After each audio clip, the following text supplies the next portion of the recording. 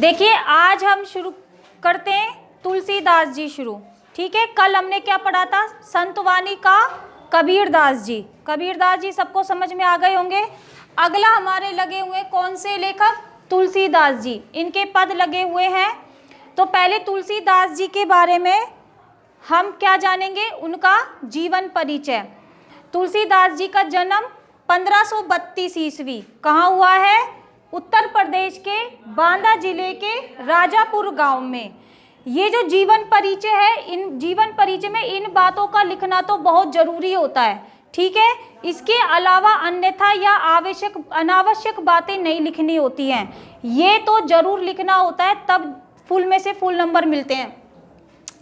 जन्म कब हुआ? 1532 ईस्वी। स्थान उत्तर प्रदेश के बांदा जिले के राजापुर गांव में। अगर आपको उत्तर प्रदेश और बांदा जिला भी याद नहीं है तो राजापुर गांव तो जरूर याद होना चाहिए। उसके बाद पिता का नाम, इनके पिता का नाम है आत्माराम दुबे, माता का नाम हुलसी देवी, पत्नी का नाम रत्नावली। ठीक है, अब पहले तो देखिए इस जानकारी में से पहले तो ये सुनिए। कहते हैं कि तुलसीदास जी का जन्म अभुक्त मूल नक्षत्र में हुआ था। कौन से नक्षत्र में? अभुक्त मूल एक नक्षत्र होता है, उसमें हुआ था। और उस नक्षत्र को क्या माना जाता है? अशुभ माना जाता है। और जब तुलसीदास जी का जन्म हुआ था तो ये 5 वर्ष की अवस्था के से दिखे थे शारीरिक रूप से। तो इनके माता पिता ने इनको क्या समझा? अशुभ समझा और वो घबरा गए। तो इसलिए इनके पिता आत्माराम दुबे और माता हुलसी ने इनका क्या कर दिया? परित्याग कर दिया और इसे मुनिया नाम की एक ब्राह्मणी थी, उसको सौंप दिया। उस ब्राह्मणी ने तुलसीदास जी का पालन पोषण किया। ठीक है, उसके बाद देखिए उनका पालन पोषण हुआ। उसके बाद इनकी विवाह हुआ था इनका किससे? रत्नावली से। ठीक है, कहते हैं रत्नावली से विवाह होने के बाद रत्नावली के प्रेम में ये इतना डूब गए थे कि ये 8 प्रहर रत्नावली के पास ही रहते थे। सामान्य जानकारी है, नहीं लिखो तो चलेगा, लेकिन आपको उसका ज्ञान होना चाहिए। ठीक है, रत्नावली ने फिर इनको देखा, समझा कि ये तो ईश्वर का नाम बिल्कुल नहीं है, आध्यात्मिकता की ओर बिल्कुल नहीं है तुलसीदास जी। रत्नावली ने इनको फटकार लगाई और रत्नावली की फटकार के बाद तुलसीदास जी गृहस्थी को छोड़कर चले गए। और तब इन्होंने अपने शैक्षिक गुरु, देखिए इनके गुरु के नाम 2 मिलेंगे, शेष सनातन जी और गुरु नरहरिदास। जो शेष सनातन जी है ना, इनसे तो शैक्षिक गुरु हैं ये, इन्होंने इनसे शिक्षा प्राप्त की। और जो नरहरिदास है, इसका नाम भी आपको 2 प्रकार से मिलेगा, नरहरिदास या नरहरियानंद। एक ही व्यक्ति है ये, आप एक ही नाम याद रख लेना। नरहरिदास ये इन्होंने बनाए आध्यात्मिक गुरु, धर्म की शिक्षा दी। ठीक है, और उन्होंने शैक्षिक शिक्षा दी। अब देखिए इसके बाद इन्होंने भक्ति करना शुरू किया। किसका? राम की भक्ति। किसकी भक्ति की इन्होंने? राम की भक्ति की, सगुण रूप की। ठीक है, अब देखिए राम की भक्ति करते हुए इन्होंने राम का जो चरित्र है ना, उसको राम के चरित्र को अपनी रचनाओं में लिखा, राम के चरित्र को। अब देखिए रामचरितमानस इनकी क्या है? रचना पहली। अब रामचरितमानस लिखने की इनको क्या जरूरत पड़ गई? देखिए हमारी जो राम के चरित्र का वर्णन है किसमें? वाल्मीकि की रामायण में, वाल्मीकि की रामायण में। और देखिए वाल्मीकि की जो रामायण है वो वैदिक संस्कृत में लिखी गई है। किस में लिखी गई है? वैदिक संस्कृत में लिखी गई है। और वैदिक संस्कृत उस समय केवल ब्राह्मणों और पंडितों को ही समझ में आती थी, आम प्रजा को वो समझ में नहीं आती थी। तो क्या तुलसीदास जी ने ये सोचा कि वाल्मीकि जी ने जो रामायण लिखी है अच्छी है, बहुत अच्छी बातें हैं उसमें, श्री राम के जीवन की एक आदर्श हैं श्री राम। किसके लिए? समाज के लिए, क्योंकि श्री राम का चरित्र है ही ऐसा। एक आदर्श भाई हैं, एक आदर्श बेटे हैं, एक आदर्श पति हैं। ठीक है, तो तुलसीदास जी ने सोचा राम की इतनी अच्छी बातें हैं तो वो कुछ ब्राह्मणों या पंडितों को ही नहीं, प्रजा को भी मालूम होनी चाहिए। और प्रजा को कब मालूम होगी?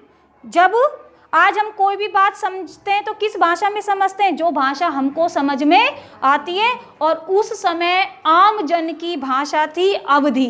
कौन सी भाषा थी? अवधी भाषा थी। इसलिए तुलसीदास जी ने ये विचार करके कि रामायण की अच्छी अच्छी बातें समाज को मालूम होनी चाहिए, उसके लिए तुलसीदास जी ने रामचरितमानस यानी रामायण का सरलीकरण किया। सरलीकरण का मतलब उस वैदिक संस्कृत को किस में बदला? अवधी भाषा में बदला, जो जबकि प्रजा समझ सके। ठीक है, तो उन्होंने रामचरितमानस की रचना की। आज हमारे घर घर में जो रामायण बाँची जाती है ना, वो कौन सी होती है? रामचरितमानस। देख लेना आप, किसी के घर में रखिए तो वो क्या रखी हुई है? वाल्मीकि वाली रामायण नहीं, कौन सी? तुलसीदास जी की रामचरितमानस, है ना। अब देखिए इन्होंने अन्य रचनाएं की। इनकी सारी रचनाएं या सारी रचनाओं में क्या है? राम का चरित्र वर्णन किया गया है। ठीक है, अब देखिए इन्होंने दो भाषाओं में रचना की, एक तो अवधी भाषा और एक ब्रज भाषा। तो कई बार ये भी पूछ लिया जाता है कि ब्रज भाषा की रचनाएं कौन सी है, तो इसका याद करने का एक तरीका है कवितावली, दोहावली, पदावली, कृष्ण गीतावली, और एक अपवाद में है थोड़ी विनय पत्रिका। जिनके पीछे अवली लगा हुआ है ना, ये किस भाषा में है? ब्रज में। और बाकी की इसके अलावा रामचरितमानस, बरवे रामायण, रामलला, नैचू, वैराग्य संदीपनी, ठीक है, पार्वती मंगल, जानकी मंगल, ये किस में रची गई है? अवधी भाषा में। ठीक है, इसके बाद जीवन भर इन्होंने अपना किस में लगा दिया? राम की भक्ति में। अपना पूरा जीवन किसको समर्पित कर दिया इन्होंने? राम की भक्ति में समर्पित कर दिया। ठीक है, राम को समर्पित कर दिया। इसके बाद इनकी अंत में मृत्यु कब हुई? 1623 ईस्वी में काशी में। कहाँ हुई? काशी में हुई। और कब हुई? 1623 ईस्वी में। तो ये है किसका परिचय? तुलसीदास जी का परिचय, जो आप सभी को याद होना चाहिए। ठीक है, अब हम तुलसीदास जी के पदों पर आ जाते हैं। ध्यान से सुनेंगे, इसको लिख लीजिए, इसको लिख लीजिए एक बार, और सफाई से लिखना। और इनकी रचनाएं, जब हम किसी का जीवन परिचय क्वेश्चन दो तरीके से आता है, जीवन परिचय या साहित्यिक परिचय।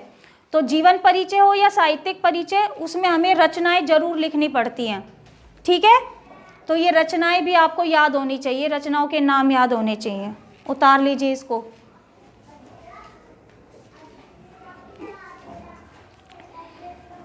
मेन तो यही है इनके जीवन परिचय के लिए। बाकी मैंने आपको सामान्य जानकारी दे भी दी कि इनका पालन पोषण किसने किया, नक्षत्र कौन से नक्षत्र में इनका जन्म हुआ। ठीक है,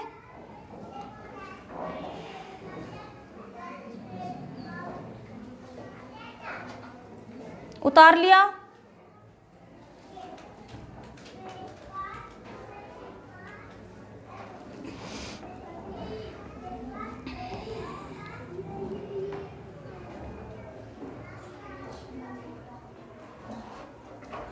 दो तीन बार पढ़ेंगे, इनकी रचनाएं याद हो जाएंगी, कठिन नहीं है। सारी रचनाएं याद नहीं हो तो मेन रचनाएं तो आपको याद होनी चाहिए, जैसे रामचरितमानस, ठीक है, कवितावली, दोहावली, पदावली, कृष्ण गीतावली, पार्वती मंगल, जानकी मंगल, और एक विनय पत्रिका, ये भी बहुत फेमस है, विनय पत्रिका।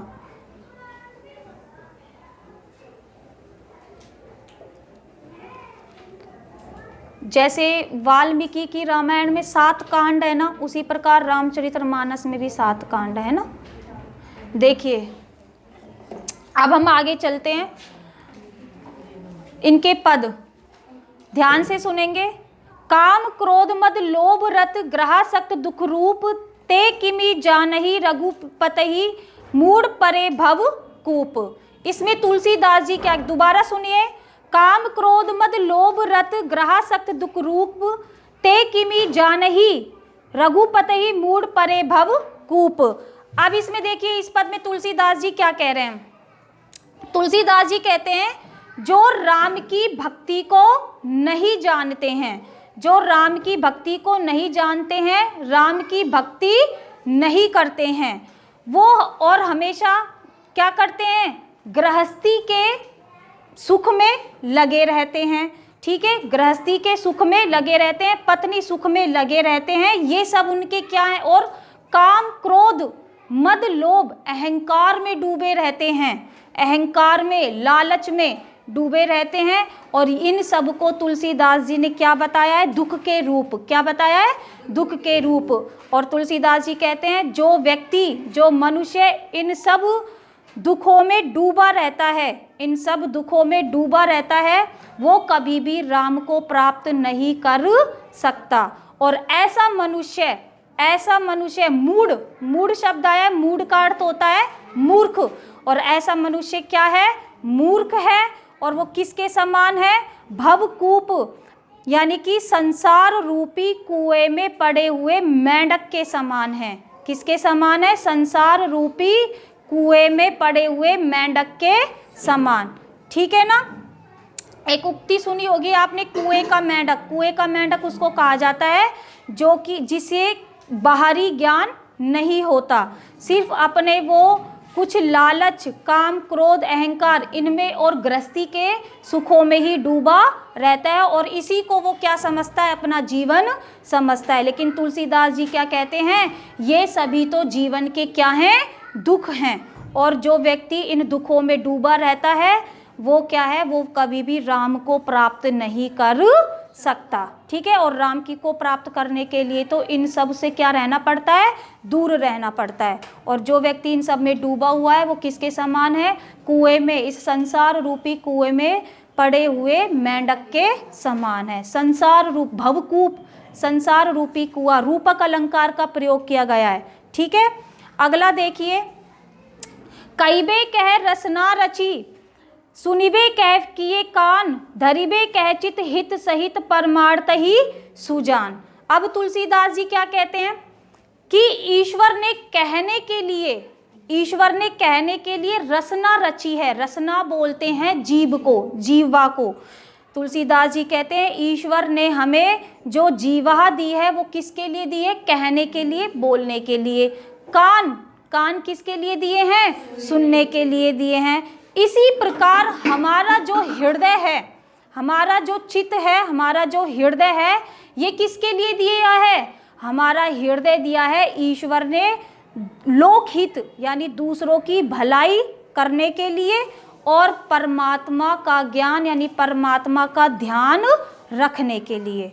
आया समझ में, दोबारा सुन लीजिए क्या है, कईबे कह रसना रची, सुनबे कह किए कान, धरिबे कह चित हित सहित परमार्थ ही सुजान। तुलसीदास जी कहते हैं ईश्वर ने कहने के लिए अर्थात बोलने के लिए किसकी रचना की है, जीवा की, और सुनने के लिए कानों की। उसी प्रकार हमारे चित्त की, चित्त बोलते हैं हृदय को, ठीक है, उसी प्रकार हमारे हृदय की रचना की है किसके लिए, लोगों का हित करने के लिए, परमार्थ करने के लिए। परमार्थ अर्थात दूसरों का भला करने के लिए, और एक ईश्वर की, राम की भक्ति करने के लिए। तो मनुष्य को क्या करनी चाहिए, राम की भक्ति करनी चाहिए, और अपने हृदय में दूसरों का भला रखने की विचारधारा रखनी चाहिए, ठीक है। आया समझ में सबको इसका।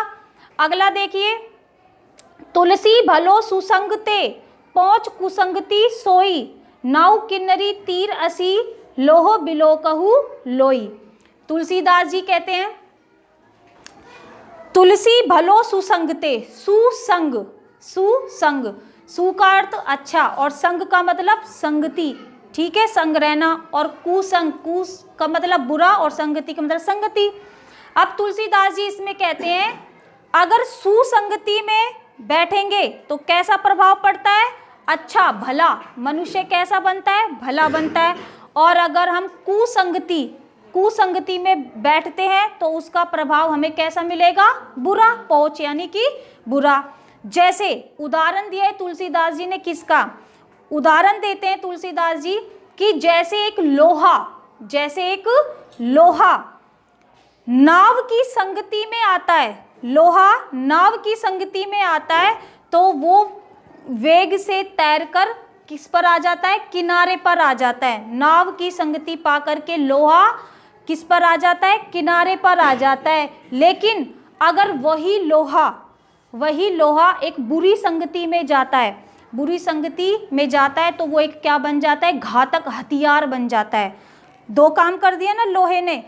एक लोहा जब नाव की संगति में आता है तो नदी को पार करते हुए नाव के साथ किनारे पर आ जाता है, लेकिन वही लोहा जब बुरी संगति में जाकर के बैठता है, बुरी संगति में मिलता है तो वो क्या बन जाता है, घातक हथियार बन जाता है। एक लोहे से क्या बनाई जा सकती है, तलवार बनाई जा सकती है। और तलवार क्या करती है, घातक।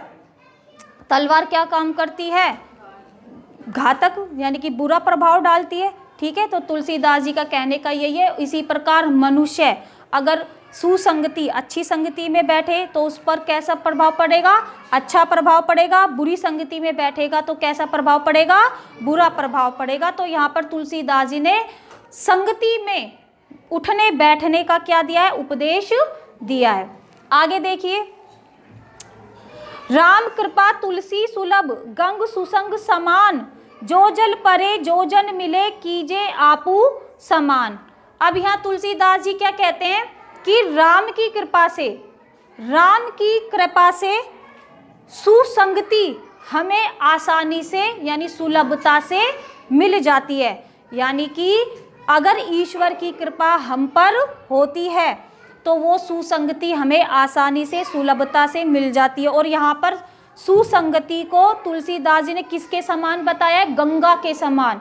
गंगा नदी जितनी पवित्र होती है ना, अच्छी संगति, अच्छे लोग उसी गंगा के समान पवित्र होते हैं, क्योंकि अच्छे लोगों के संपर्क में आकर हम पर कैसा प्रभाव पड़ता है, अच्छा प्रभाव पड़ता है। तो तुलसीदास जी कहते हैं कि और ऐसी गंगा समान पवित्र संगति में बैठोगे तो जिस प्रकार गंगा होती है उसमें जो भी जल मिलता है, गंगा में जो भी जल मिलाया जाता है वो हर जल को अपने समान कर देती है। उसी प्रकार तुलसीदास जी कहते हैं कि गंगा समान जैसी संगति में बैठोगे तो आप पर भी वैसा ही प्रभाव पड़ेगा।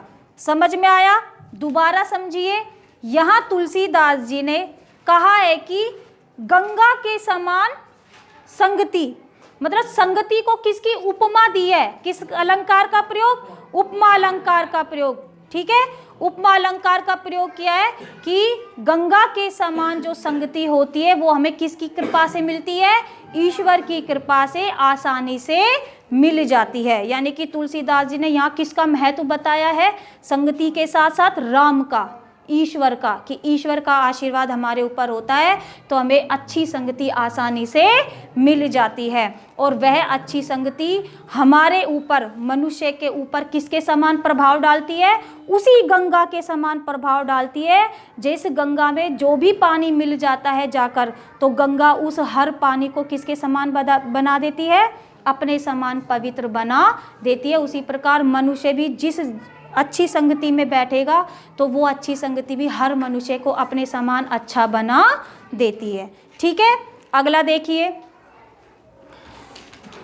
तुलसी या संसार में भांति भांति के लोग, सबसो हिलमिल चलिए नदी नाव संयोग। तुलसी या संसार में भांति भांति के लोग, सबसे हिलमिल रहिए नदी नाव संयोग। अब देखिए तुलसीदास जी यहाँ क्या कह रहे हैं कि इस संसार में भांति भांति के हैं, भांति भांति के लोग हैं, विभिन्न प्रकार के लोग हैं, तरह तरह के लोग हैं।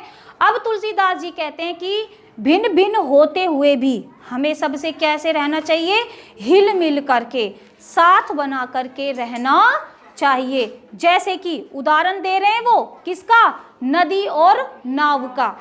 कैसे, एक नदी को केवल किसकी सहायता से ही पार किया जा सकता है, नाव की सहायता से। बिना नाव के हम नदी को पार नहीं कर सकते हैं। उसी प्रकार जो ये भव रूपी ये जो सागर रूपी संसार है ना, सागर रूपी संसार है, इसको हम पार नहीं कर सकते। किसके साथ के बिना, आपसी साथ के बिना, भाईचारे के साथ के बिना। यानी कि हमें सभी लोगों से कैसे रहना चाहिए, हिल मिलकर साथ बनाकर रहना चाहिए। ठीक है, समझ में आया? हिल मिल कर रहेंगे, दुख में सुख में सभी हमारे क्या आते हैं, काम आते हैं। ठीक है, सुख दुख में एक दूसरे का साथ निभाते हैं, इसलिए ये साथ होना बहुत ज़रूरी है। जैसे कि एक नदी और नाव का साथ होता है, नदी को पार नहीं किया जा सकता जब तक कि हमारे पास क्या नहीं हो, नाव नहीं हो। ठीक है, इसी प्रकार हम सबसे मिलजुल कर रहेंगे तो सभी हम दूसरे के दुखों में काम आएंगे और हमारे दुख में फिर सब काम आएंगे। ठीक है, इसमें ये उपदेश दिया है। अगला देखिए, तुलसी पावस के समय धरी कोकिलन मौन, अब तो दादुर बोलिए हमें पूछ ही कौन। देखिए कितना अच्छा दोहा है। तुलसी पावस के समय, पावस मीन्स क्या होती है, वर्षा। यहाँ तुलसीदास जी कह रहे हैं कि वर्षा के समय कोकिलन, कोकिलन मीन्स कोयल, कोयल क्या धर लेती है, मौन धारण कर लेती है, यानी कि कोयल तो हो जाती है चुप। और अब बोलने की बारी किसकी आ जाती है, दादुर, दादुर मीन्स मेंढक, बोलने की बारी किसकी आ जाती है, मेंढकों की। अब यहाँ पर ये तो दिया है उन्होंने उदाहरण, ये दिया है उदाहरण। बात क्या समझाना चाह रहे हैं तुलसीदास जी, बात ये समझाना चाह रहे हैं कि जब विपरीत समय आता है, जब हमारा विपरीत समय आता है, जब किसी मनुष्य की बुद्धि विनाश, आपने सुनी होगी उक्ति, विनाश काले विपरीत बुद्धि, जब मनुष्य का विनाश आता है तो ठीक है, वो सतजनों की, यानी कि जो उसको अच्छी सलाह देगा उसकी सलाह तो वो नहीं मानेगा, लेकिन वो दुर्जनों की, जो बुरी सलाह देगा, मूर्ख लोगों की सलाह को वो मानेगा। इसलिए तुलसीदास जी कहते हैं कि जब विपरीत समय आता है, जब विपरीत समय आता है तो जो सतजन लोग होते हैं, अच्छे जो लोग होते हैं, उनको चुप हो जाना चाहिए।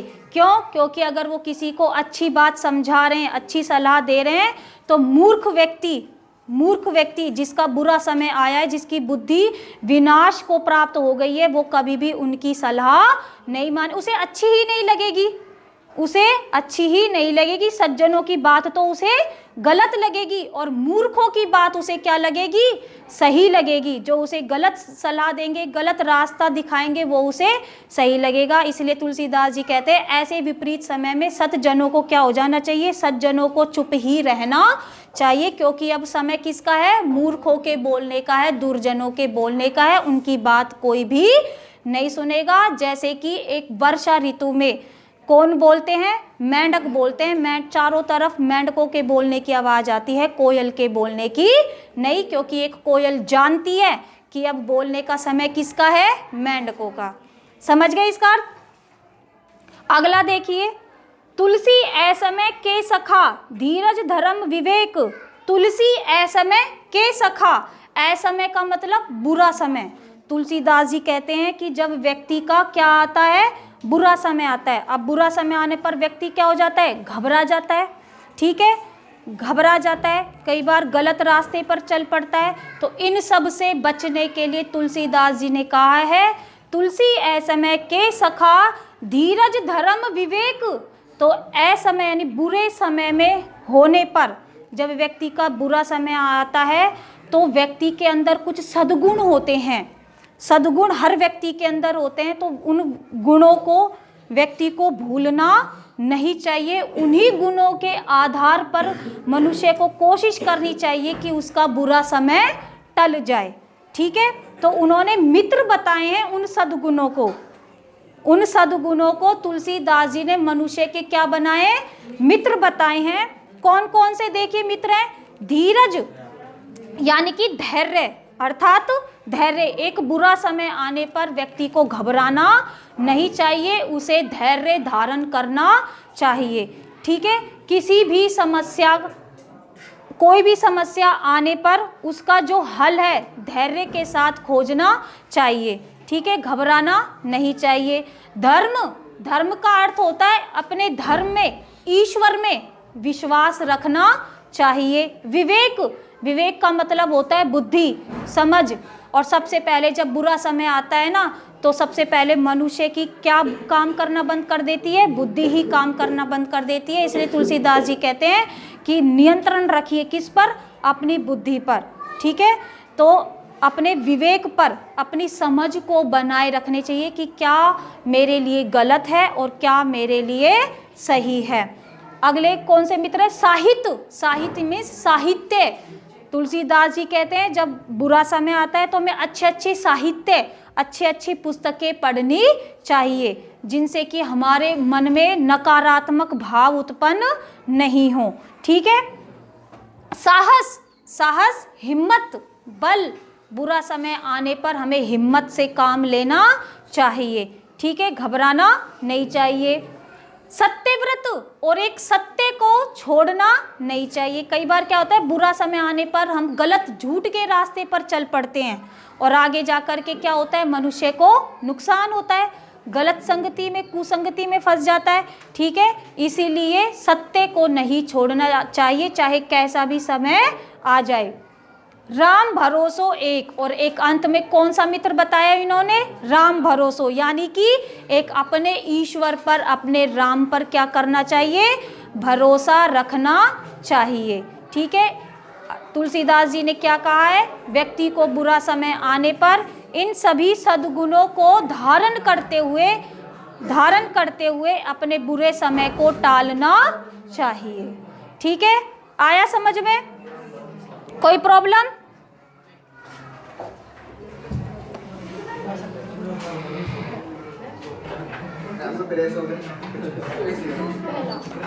देखिए दोबारा से एक बार फिर से पहला देख लीजिए, बहुत अच्छा दोहा है पहला भी।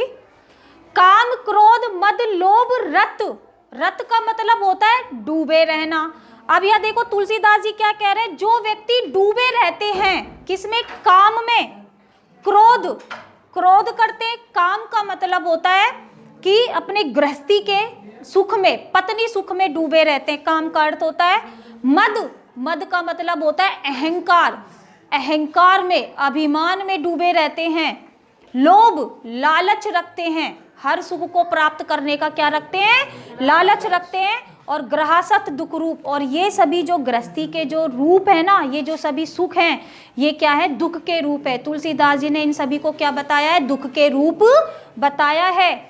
ते किमी जानहि रघुपति, और तुलसीदास जी कहते हैं जो मनुष्य इन सभी कामों में डूबा रहता है वो कभी भी रघुपति को यानी श्री राम को प्राप्त नहीं कर सकता।